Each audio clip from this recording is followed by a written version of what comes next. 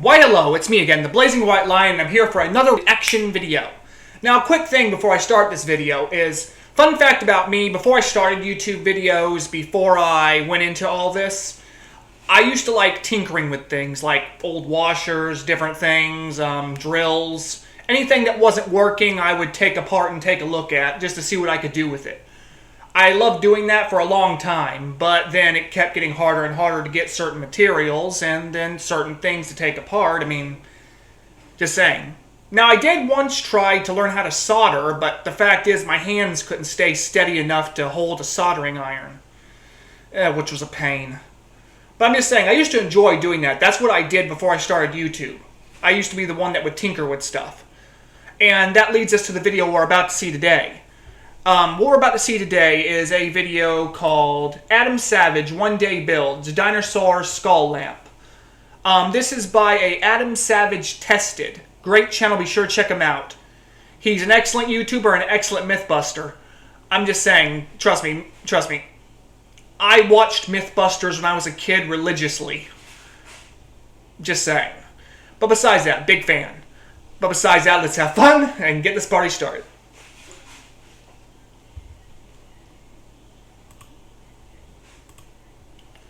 Now, without further ado, let's go.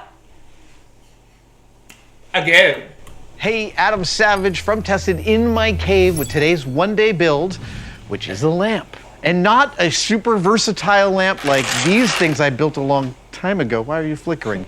No, today's lamp is a super custom job meant for a specific location to do one thing. So strap in, it's time for a hyper custom lamp.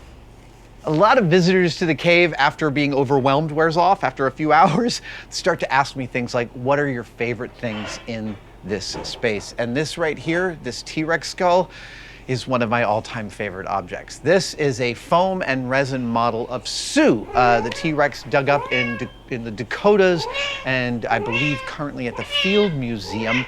I was able to obtain this about 10 years ago, and it is such a surpassingly beautiful object and also kind of amazing to spend time thinking about what it's like to be this low on the food chain. But it's hanging here for a reason. I wanted it to have a pride of place in the shop above one of my other favorite objects, my pool table. See, you don't know this about me, but I spent a significant portion of my late teens and early 20s being very serious about the art of billiards. And I want this T-Rex skull to be the lamp for my pool table. And everything I've bought to achieve that has kind of sucked. So now it's time for me to make a custom one. And the first step of that is to make a cardboard template of the inside of the jaw, and that will determine the shape of my lamp.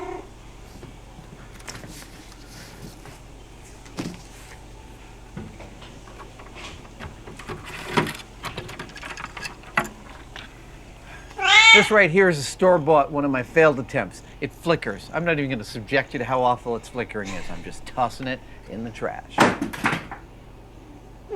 So here is where my lamp is going to go. I don't want to see the light source from outside of the T-Rex skull. I just want the light to be emanating from it. And the jaw here, the lower jaw, hides that perfectly. It's nice and wide. It's like 8 inches wide at its narrowest point. But I'm going to need to cut a piece of wood that fits pretty closely in here, and that will be the body of my lamp.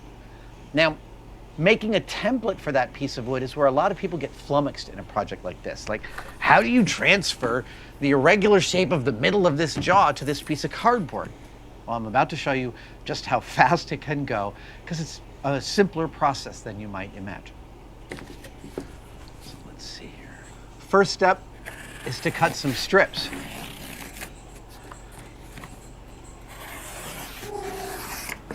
You're basically going to use these strips to get close to the outside edge and then tape them together, and they will make your overall shape. You see what I'm saying now? How quickly that can go? All right, let's see here. So we'll try to start with that, and I can see that I need to cut that. All right, so that's our first strip. I'm gonna probably do it there. Cut this edge a little bit.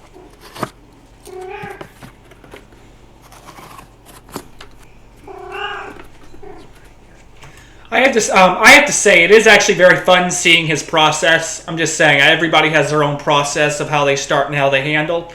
I mean, I'm enjoying watching him work. Just saying.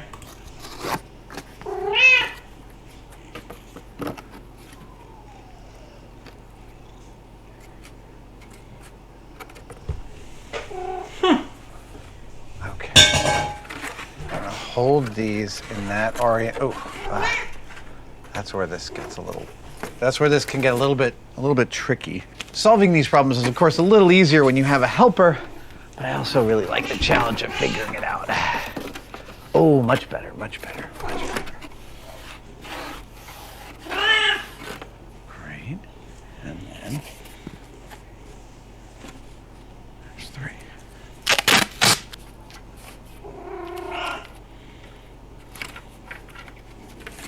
Okay, if I do that, that's level.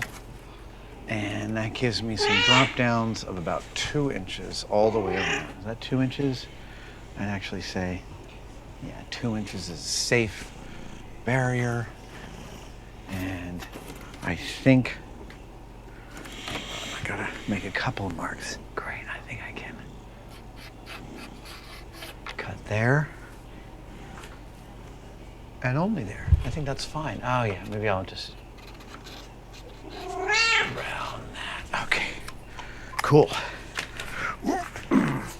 I think I've got it really close. I'm gonna tape it in tight so it can't move, because the last thing you want is for your template to change shape after you think you've got it locked. I only know to say that and to accommodate for it because I've done it. Beautiful, perfect, marvelous. That's my template. Normally, I'm going to use MDF as the main body of the lamp. Normally, I wouldn't use MDF because it creeps, it's not very stable, it doesn't have a lot of tensile strength, but for this build, it doesn't need it. It's actually being held in by the topography of the jaw itself, so MDF is fine, and then I don't waste a nice piece of plywood on this. So I'm going to first draw out my template, which isn't exactly the final shape I'm going to cut out. This is just my main guideline. So I think that I can... Actually, I need to make one mark here. Just a sec. Yeah, that's what I wanted to see. I want my back end of this to be orthogonal to the direction of the pool table. And the template doesn't reflect that. So here we're going to transfer that parallelness. Is that pretty good? Yeah, that's pretty good. Okay. We'll double check that once we cut the piece of wood and adjust it as needed.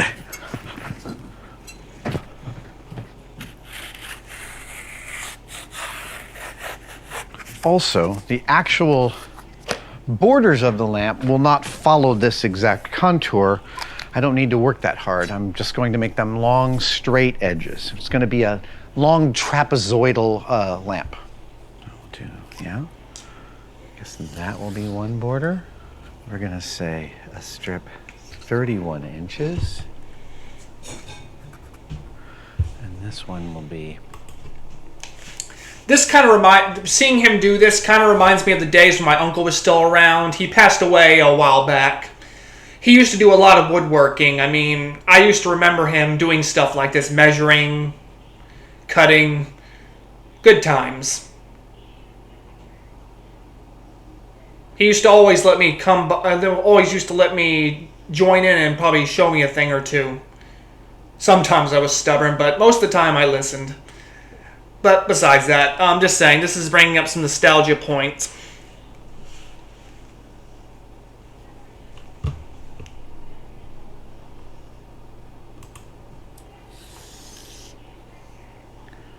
"23 inches, 17. I might be able to get all of this out of this single piece. Right, and I can glue and screw it. Okay. So first things first is to cut this out. Yeah, I'm going to Okay. Here we go. Oh, nice clean cut.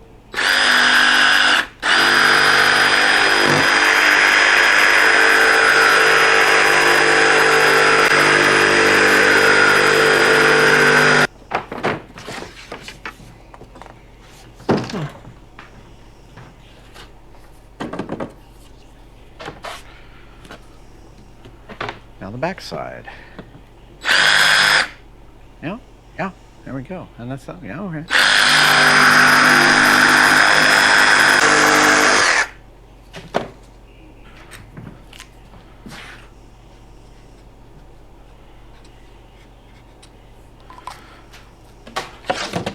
Now, we've cut the piece of wood out from our template.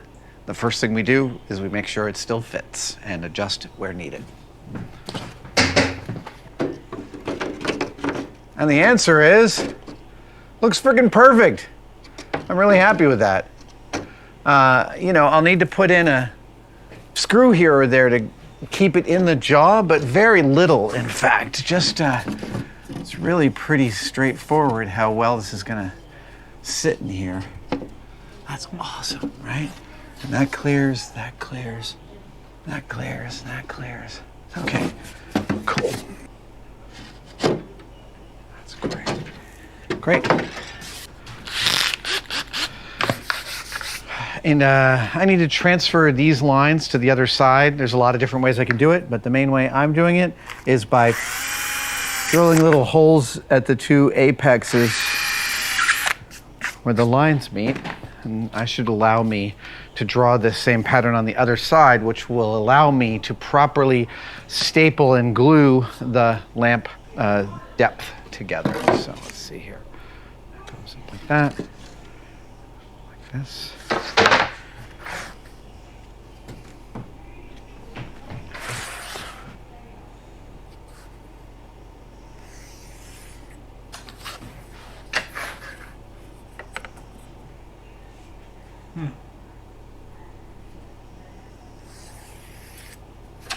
So now I'm going to rip my 2-inch border all around here and staple it in place. And I'm going to do it out of all this scrap MDF.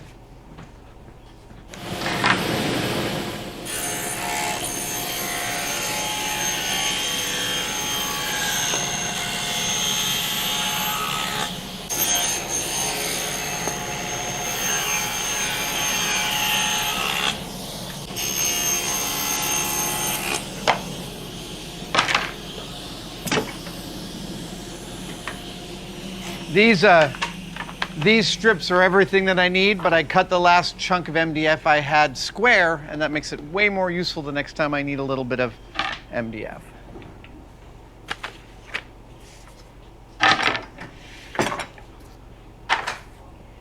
First one up. It's 31 inches. There we go. I'm gonna leave that like that. This one. Do it like that. I think I'm gonna do this on the bandsaw. That way I can get my angled cuts.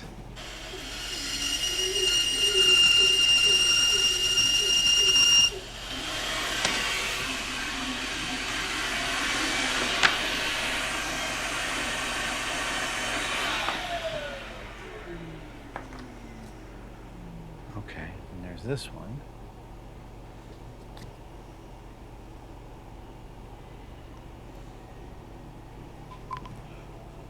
Ooh. Okay, I cut that one a little high. I see. Okay, so that goes to the inside of the line, which it does. That's the line. Oh, great. That goes flushed in there, which it does. Terrific. And this is on the inside of that line, all the way. And it is fabulous. That only leaves this bad boy, which, frankly, wants to sit kind of like this. Let's see if that mark happened. Oh, it did. Okay.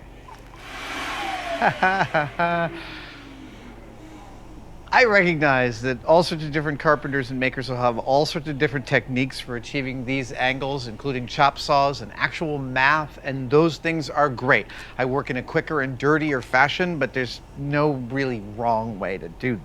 Well, there are plenty of wrong ways to do it, but there's no specific right way. Did that help? Did that comment help you at all? Hey, he's doing it different than I thought. All right.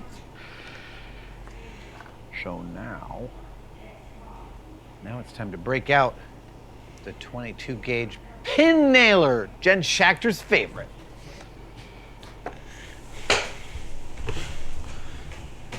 Yeah. I was debating whether to use wood glue or crazy glue. Sorry, cyanoacrylate glue, and I'm gonna use cyanoacrylate glue. So I'm gonna glue this thing in piece by piece, and then I'm gonna staple it. And that's actually gonna be plenty stable enough for the kind of abuse this lamp will receive.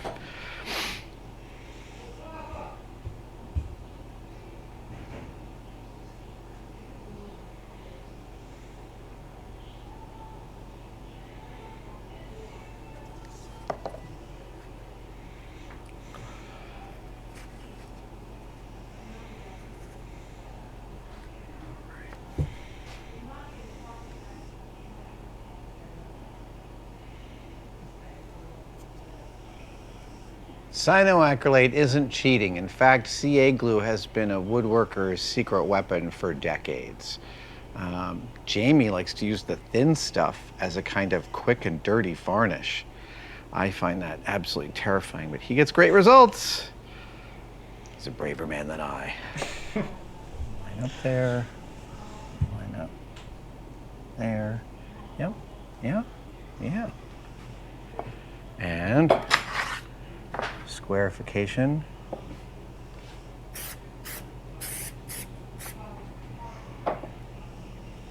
Edge.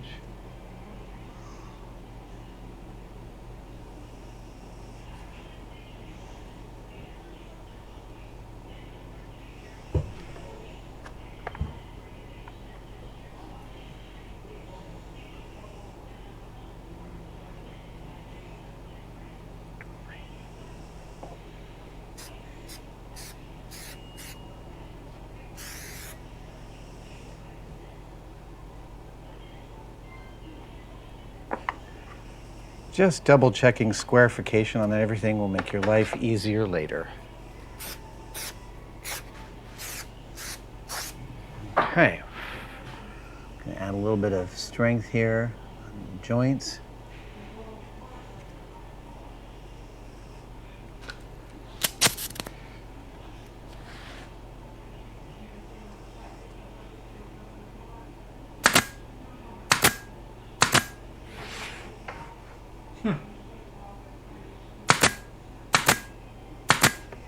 So now we do the back side.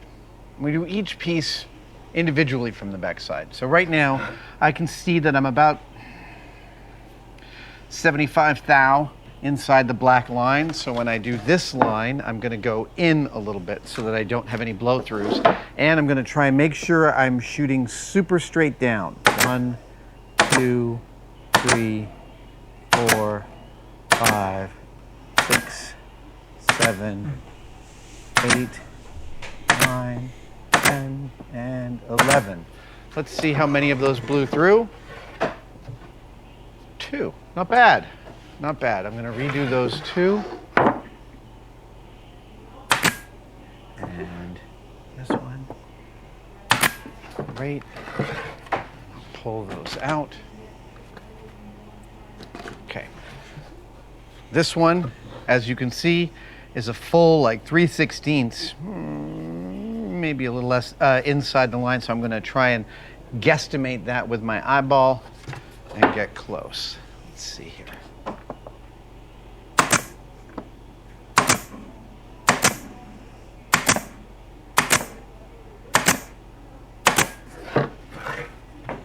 Oh, I missed 3. 1, 2, and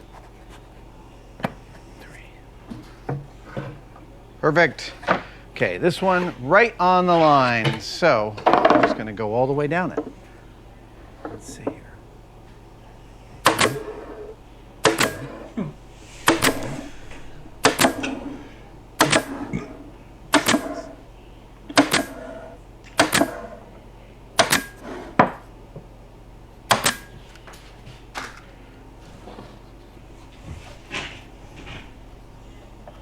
No blowouts! That is it. That's the main body of our lamp.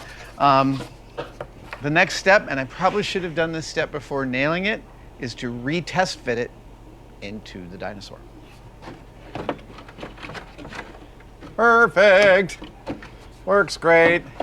Love it. Very happy. Good. Next steps.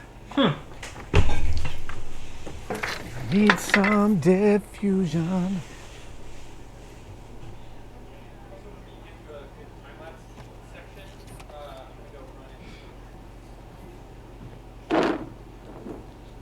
It's almost like this is what I want as my diffusion. Oh, I guess I could do that. I guess I could tape that in. Yeah, I could totally do that. Okay, so let's see here. Let's make this, what's the prettiest angle on this? Sure. Okay, so.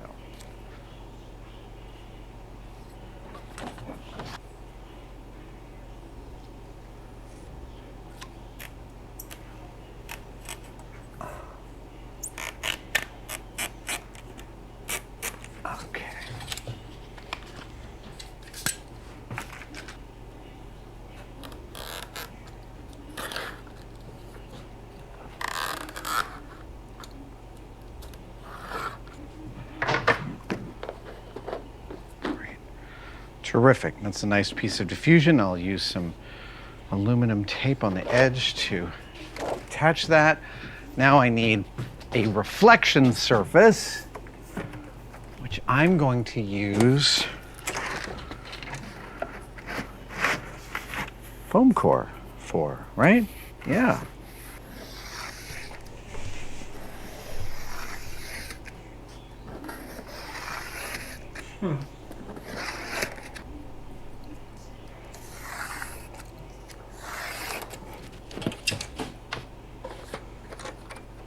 Perfect. Look at that. Nice and close. So I'm going to attach my lights to this bad boy.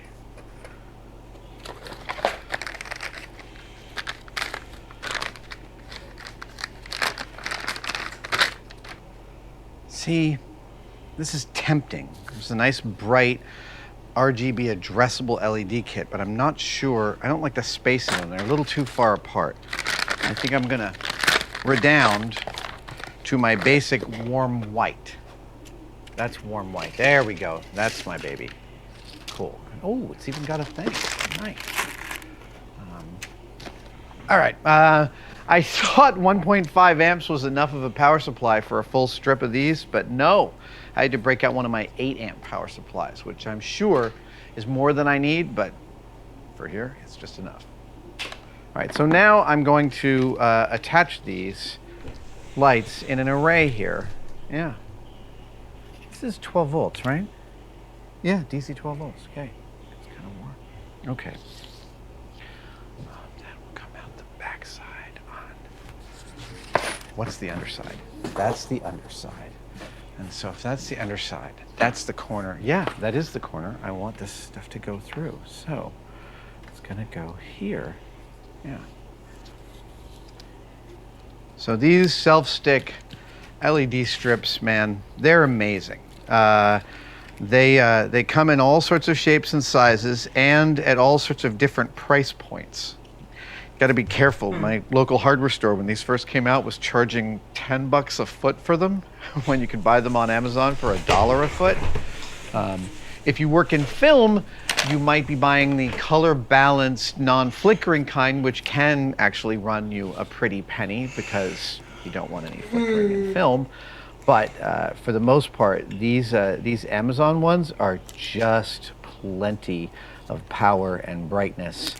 I have these on several pieces of furniture in my house.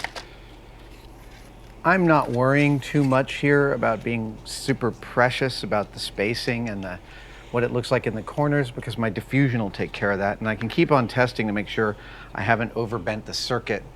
When you're doing lighting stuff, I can't stress enough that you want to be double checking your circuit constantly as you're building, because there's nothing worse than testing your circuit and then installing it and gluing it into your build only to find that it doesn't work. So at every stage you're about to add some level of complexity to your build, test your circuit, make sure it still works.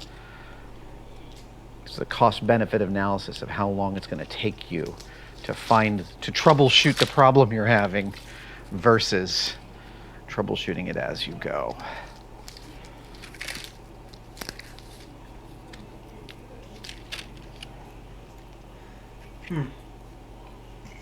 Now I'm going with a full roll of this because I want a lot of light, but you can cut these to any length you want.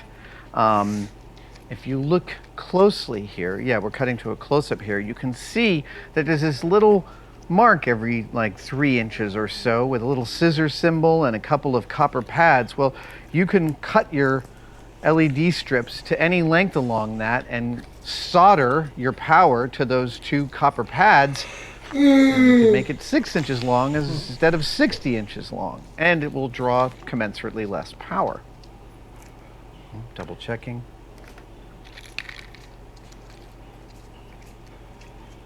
This is also stunning for theater sets and film sets where you need a little light in a specific place. You see lots of cosplayers use these to light up their costumes. And there we go. We don't need these last 2 red wires. We can cut those, double check our circuit. Yeah, that's a nice amount of light.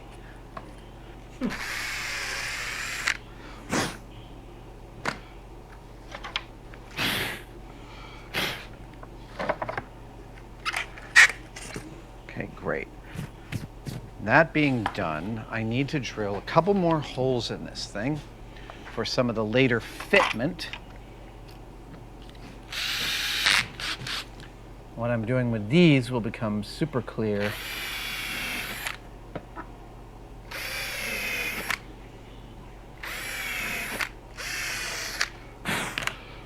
Okay. Now, remember how I said I wanted this thing to disappear? Well, the primary way I'm going to do that is with paint. I'm about to paint this whole thing jet black using just some primer.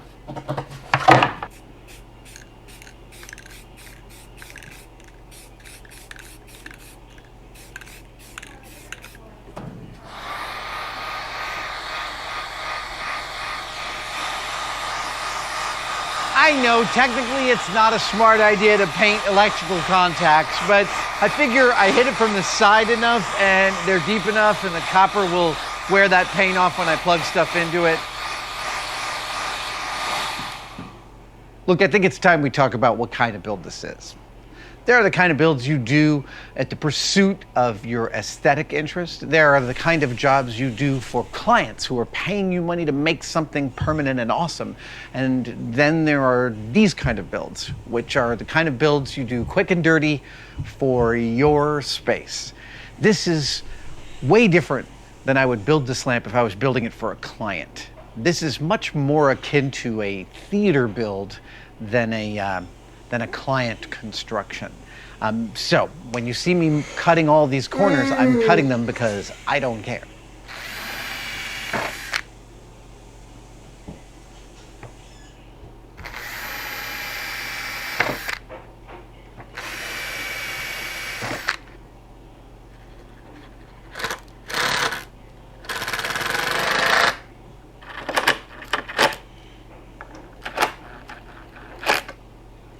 I'm adding this as some functionality I want to have on the pool table, that I can have an external power source, then plug it into the back of the dino's head.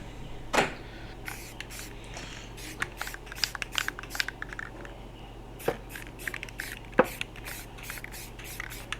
right. This guy back here, and he is also, okay, so that goes to the main power. And this guy comes around here and plugs in, yeah, like this. So then if he lives back here, right, That comes around. That comes through there. Okay, great.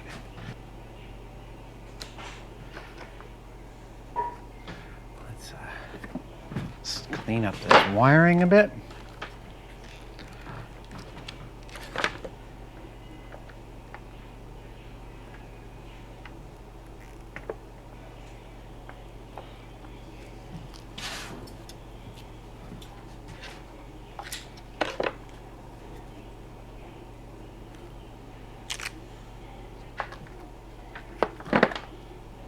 Put this guy on there. Yeah.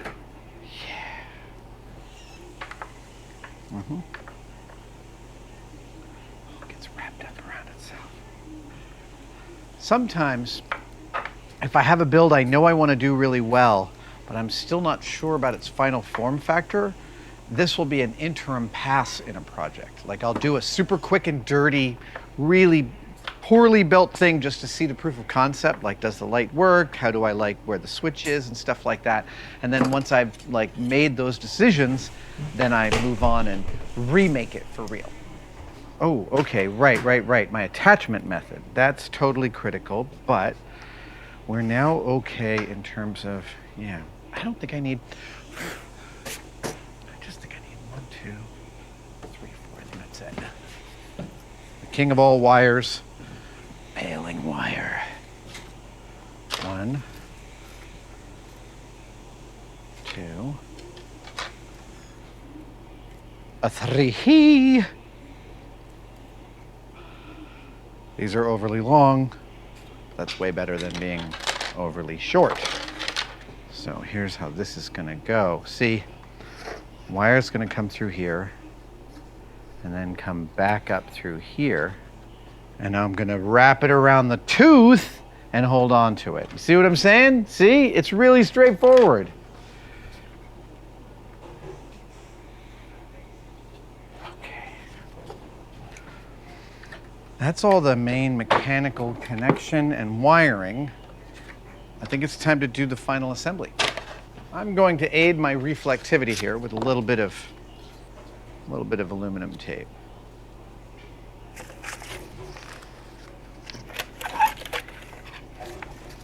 If you're like me, you like to get the most bang for your buck out of your photons, which means you don't want them just making one trip, you want them making many. That's why you use electrical tape, reflective tape, and then those photons move back around and do a lot more work for you.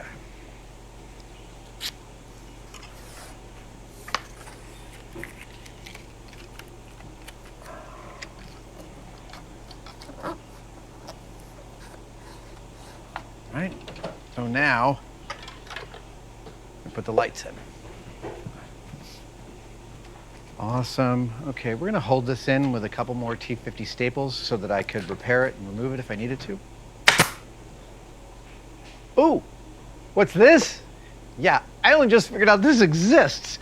This is a pneumatic stapler for T50 staples, like the kind you use to stretch a canvas or for upholstery work. Normally, these are applied using something like this, which I've been using for 40 years and only just looked up and see someone makes a pneumatic one. I'm never gonna work this hard again. For goodness sakes, only if my uncle knew this when he was alive, he would have been jumping for joy. Or maybe he already knew. But I'm just saying, this would have made his woodworking and certain other things he did a lot easier. Hey, I didn't even know those existed. But besides that... Great. Okay, now I've got the lights in, I got the reflection in, I got the diffusion. Here comes the diffusion. And now I want to tape that on.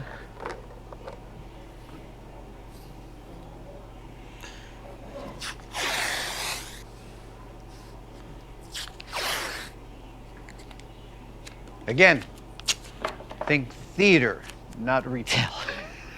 That's the kind of build this is. This is a theater build.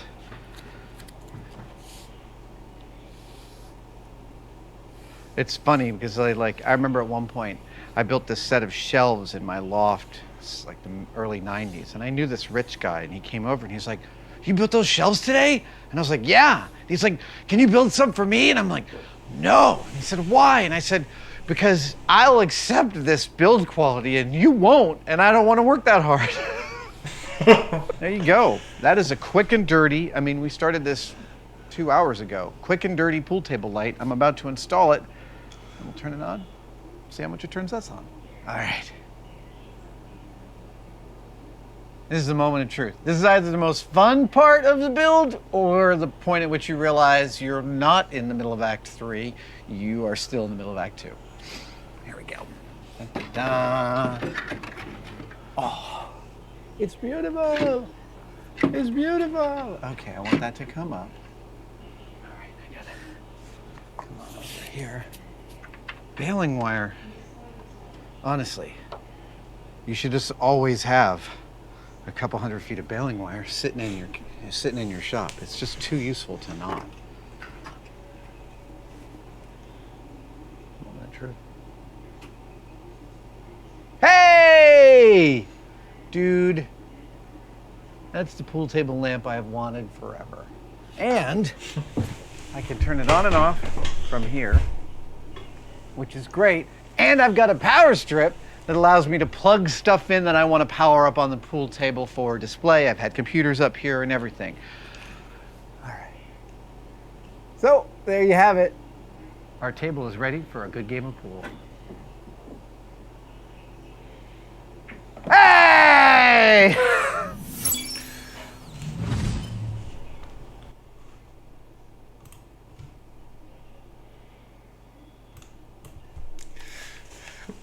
Well, I hope you all enjoyed that as much as I did. That was just awesome to watch. I enjoy stuff like this.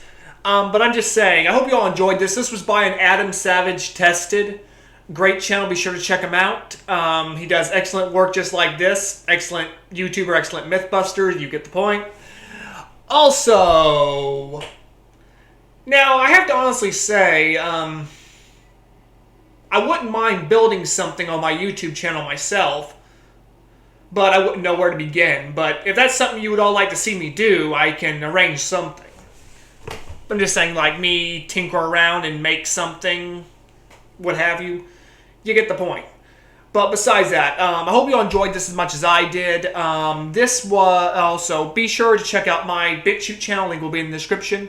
Also, be sure to subscribe to my channel, The Blazing White Lion. Also, be sure any comments or any videos I'd so graciously recommend in the description down below.